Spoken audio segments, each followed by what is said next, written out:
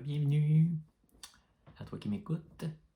Je voulais un peu partager mon expérience en tant qu'enfant témoin de Jéhovah. C'est pour ça que j'ai voulu faire ces vidéos-là. Là. Donc, moi, en fait, dans le fond, on est trois chez nous. Ma soeur, qui est 3 ans plus vieille que moi, mon frère, qui a 13 mois plus vieux que moi, donc j'ai un grand frère et une grande soeur. On est quand même proches. 3 ans de différence entre le plus jeune, qui est moi, puis la plus vieille, qui est ma soeur. Mais on était très proches, surtout moi et mon frère, évidemment. On a juste 1 an de différence. Puis c'est assez spécial d'avoir un frère si proche en tant qu'âge. Là. Puis c'est ce qui a fait qu'on était vraiment, vraiment proches pendant la petite enfance. Mon frère et ma soeur, ils se chamaillaient plus souvent. Puis là, ils essayaient de faire partager c'est qui avait fait, c'est qui avait commencé la chicane. Puis souvent, moi, je disais, je sais pas c'est qui. Parce que je voulais pas qu'il y en ait un des deux qui m'aime plus, tu sais. C'est assez drôle quand on y repense. Mon frère était un enfant très, très, très énergique. Quand je réfléchis, puis que je me souviens, admettons, de quand j'étais très jeune, je suis capable on dirait, de ressentir encore son énergie. Tout le monde disait, voyons, ça n'a pas de bon sens, cet enfant-là, il bouge tout le temps, il faisait des mauvais coups.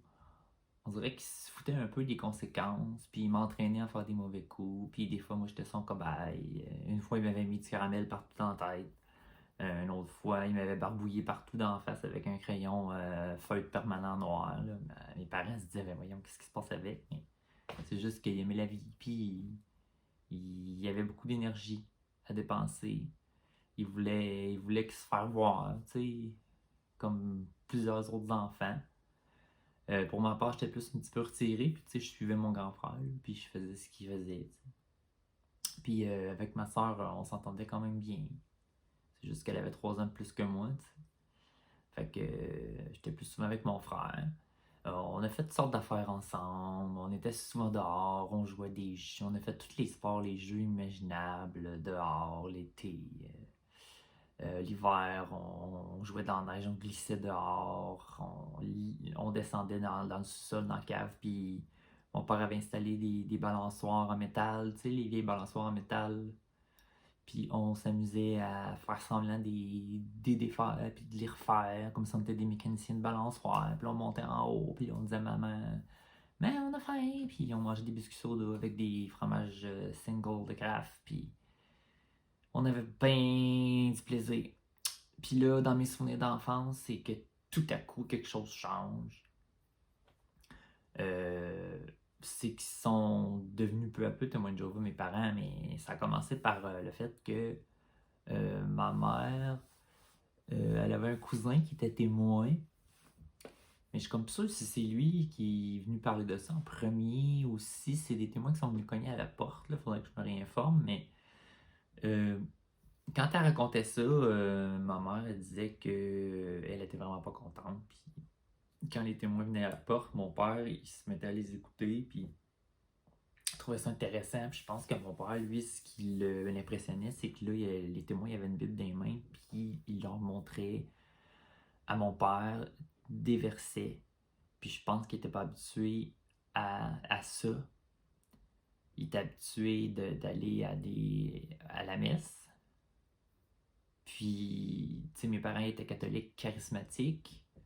Ici au Québec, je pense que ça veut dire qu'il y avait, de ce qu'ils m'ont dit, il y avait plus de messes que les catholiques ordinaires, tu sais. Tu pouvais aller là pour faire des prières. Je suis pas trop sûr du reste, mais c'est qu'il était très très très pieux. Donc, dans le fond, quand les témoins venaient au début à la porte, de ce que ma mère racontait, elle aimait pas ça, puis elle mettait la musique forte, puis elle faisait la vaisselle plus fort, brassait plus les affaires, là, tu sais, parce qu'elle était pas d'accord. Elle s'est tout à fait dire que c'est la religion qu'il faut qu'on soit, c'est catholique par ses parents. Mais mon père était plus curieux. Il a toujours été plus ah, tout d'un coup, il y a quelque chose d'autre. Peut-être que je me trompe. On va voir. T'sais. Puis, dans le fond, pour mon père, c'est ça, je pense. C'était la curiosité, un peu de crédulité, de voir qu'est-ce qu'il y a, qu'est-ce qu'il disait les témoins avec la Bible. Tu sais, il amenait des versets, sûrement que mon père n'avait jamais entendu, pour les attirer. Ma mère, elle, c'était que ses plus grandes peurs, c'était avoir peur des morts. Ça fait drôle de dire ça comme ça, là, mais avoir peur de ceux qui sont décédés, s'ils peuvent venir te parler ou je sais pas trop, là, venir en contact avec toi. Elle avait vraiment peur de ça, surtout que son grand-père, il disait, vous allez voir, quand je vais être mort, je vais aller vous tirer les orteils la nuit, tu sais, parce que quand il était pas fin, là, quand il voulait, quand il se chamaillait ou quoi, je sais pas trop, là, le grand-père, il disait ça pour leur faire peur, pour rire, tu sais. Mais ça avait resté dans sa tête. Puis aussi, elle avait peur de l'enfer de feu. Elle avait peur de brûler éternellement, ou elle avait peur du purgatoire. Même aujourd'hui, plus grand monde qui connaisse c'est quoi, mais je pense que c'est où est-ce que tu vas être jugé si t'es bon ou pas bon, puis si t'es pas bon, tu t'en vas en enfer. Mais après, quand elle a vu que les témoins disaient que l'enfer n'existait pas, oh, ça l'a comme rassurée. Puis là, elle s'est remise à réexaminer ça. Puis elle voyait que mon père, il était à fond là-dedans. Puis il voulait vraiment en avoir plus. Puis il voulait que les témoins reviennent, puis qu'ils reviennent, puis qu'ils reviennent. Puis à un moment donné, elle s'est dit, c'est correct, je vais assister avec toi. Puis de ce qu'ils m'ont dit, on fait venir, je sais plus si c'est les baptistes ou les pentecôtistes. Puis une autre religion qui était populaire. Je m'en souviens plus. Mais c'est les témoins qui étaient les plus habiles avec la Bible.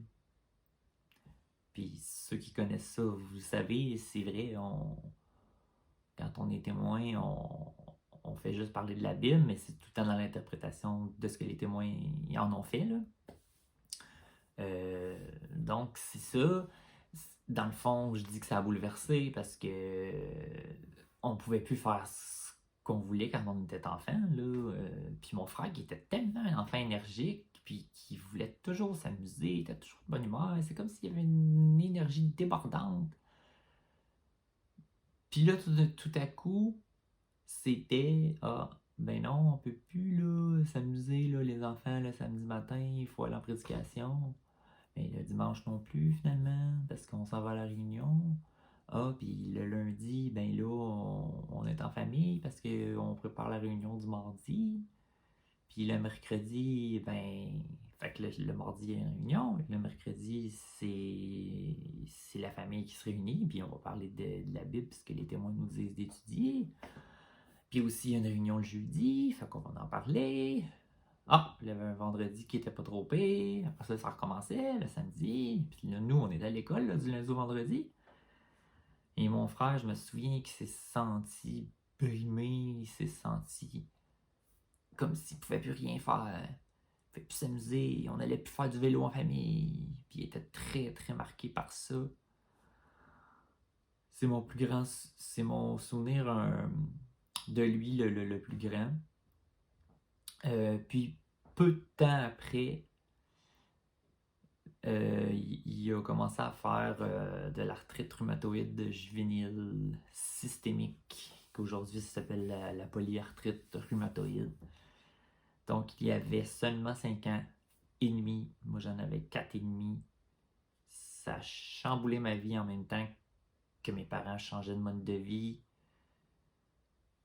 Parce que là, c'est entremêlé dans mes souvenirs. C'est mon frère qui tombe mal, de plus en plus malade, avec des inflammations, des douleurs à toutes les articulations du corps, de plus en plus de mal à bouger, mes parents inquiets, mes parents qui nous font garder moi et ma soeur chez des amis témoins, mes parents qui se coupent sans le vouloir, mais en même temps en étant un peu obligés de leur famille, leur propre famille.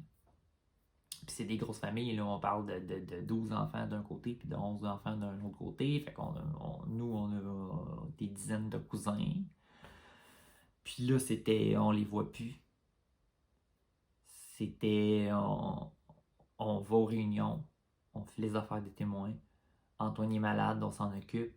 On va à l'hôpital à Montréal, on fait garder les autres. Moi puis ma soeur. Puis tellement longtemps parfois dans mon souvenir d'enfance que c'était tellement long quand on se faisait garder. Des fois j'étais tout seul, des fois j'étais avec ma soeur, mais c'était long. Puis je me souvenais même plus du visage de ma mère. Je pleurais tout le temps, je criais à chaudes larmes. Ça a été très pénible. Donc, j'ai comme un double traumatisme d'enfance. C'est comme la famille, la grande famille qui se sépare à cause d'une chicane de religion, parce que ma grand-mère, du côté de ma mère, mes tantes, étaient pas du tout d'accord. Ils essayaient de faire revenir mes parents à la raison, puis surtout ma mère, du côté de ma mère, leur soeur, tu sais, puis ça fonctionnait pas. Puis là, c'était après ça, on veut plus rien savoir de ce que vous dites quand vous parlez de ça. Mes parents en ont compris, on veut plus vous voir. Ce qui n'était pas le cas vraiment. La maladie de mon frère entremêlée là-dedans, comme j'ai dit. Ça a duré, la maladie de mon frère a duré de ses 5 ans et demi à ses 8 ans et demi. Donc, mettons, un bon 2 ans de faire des allers-retours à l'hôpital. C'est pas 2 ans et demi. On s'entend que dans un enfant de l'âge que j'avais, 4 ans et demi, jusqu'à 7 ans et demi, c'était très, très long, très pénible. J'ai dû m'oublier. Je comprenais plus rien de ce qui se passait. J'étais au primaire, en première année, j'étais lunatique. Je partais dans l'une, comme ça de même, pendant je sais pas combien de temps. Puis là, la prof a crié mon nom, puis elle était pas contente. Puis là, je revenais à la réalité, puis je me disais, mais voyons, qu'est-ce qui se passe? J'étais où, tu sais? Je sais même pas j'étais où. Fait que ça a été très, très difficile. Puis par la suite, mon frère a comme repris un peu de mieux. Des fois, il y avait des périodes où est-ce qu'il y avait moins d'inflammation, moins de douleur. Mais on savait toujours pas vraiment qu'est-ce qu'il y avait là, dans les premières années. C'était soit la leucémie, toutes sortes de choses. Là. Puis là, il faisait des tests sur lui avec de la médication. Moi, parfois, mon père m'amenait à Montréal à l'hôpital pour aller voir ma mère et mon frère. Puis j'étais tout excité à chaque fois, mais ça me faisait toujours une douleur intense de voir mon frère malade, puis son physique qui changeait à cause de la douleur, puis de l'inflammation, les articulations qui enflaient, les doigts, le visage qui était plus comme avant, puis j'essayais de m'amuser avec lui comme avant, mais c'était plus pareil, il y avait plus l'énergie qu'il y avait avant. Moi, je me disais, mon frère, c'est plus le même, mais il, il ne peut même plus marcher. Il peut plus courir, évidemment. Lui qui était tout le temps en train de sauter, en train de faire des foleries, comme on dit. Je me disais, où est-ce qu'elle passait son énergie? C'était un grand, grand traumatisme. Puis, je vous dirais admettons, vers ses 8 ans peut-être. Il allait moins souvent à l'hôpital, il recommençait à aller à l'école. Puis moi, je m'en occupais du mieux que je pouvais. Moi, dans ma tête, je me suis dit, je dois avoir entendu mon père dire, bon, mais là, tu vas t'occuper d'Antoine à l'école, tu sais. Ça fait que là, je me disais, ok, il faut que je m'en occupe, il faut que je sois là, il faut que je fasse attention à lui. On dormait ensemble, il fallait que je fasse attention pour pas l'accrocher dans la nuit, pour qu'il soit tout le temps bien. Puis je me suis comme oublié là-dedans. Puis j'ai eu des souvenirs aussi d'avant ça que il souffrait tellement quand il y avait des crises d'arthrite intenses que mon père devait se lever à toutes les 5 minutes pour le tourner de côté, sur le dos, sur le côté droit, sur le dos, sur le côté gauche, sur le dos, sur le côté droit, tu sais. Puis moi, ça me réveillait tout le temps, puis je m'inquiétais. Puis en tout cas, c'était une enfance pendant quelques années terrible. En même temps que j'essayais de dealer avec le fait qu'on avait changé de religion, là. Tu sais, c'est sûr qu'à 3 ans et demi, c'est jeune. Donc, j'ai pas beaucoup de souvenirs d'avant ça, mais j'ai un souvenir de pouvoir m'amuser pour avoir du plaisir. Puis après ça, plus d'avoir, mais c'est sûr qu'il y a la maladie qui a embarqué là-dedans. Euh, je pense que je vais arrêter pour tout de suite pour le vidéo, là. Puis, tu sais, je tiens quand même à dire que je parle pas de ça pour dénigrer les témoins, là. Je dis pas que c'est à cause de... Je dis pas que c'est à cause de d'eux que mes parents, que mon frère a été malade. Mais je pense que ça a fait un grand traumatisme sur la vision de mon frère, sur la famille et sur les divertissements, sur l'enfance qui est censé être un émerveillement de découverte. Puis là, qu'on pouvait plus vraiment le faire autant qu'avant. En tout cas, si on pouvait avant 100%, ben là, c'était rendu à, on vous dirait, 15-20%. Ce qui est vraiment pas gros, là, jusqu'à, tu sais, puis pouvoir regarder la télé comme on avait l'habitude de faire le samedi matin, là, surtout dans les années début 80, comment c'était bon, les petits bonhommes, comme on appelait.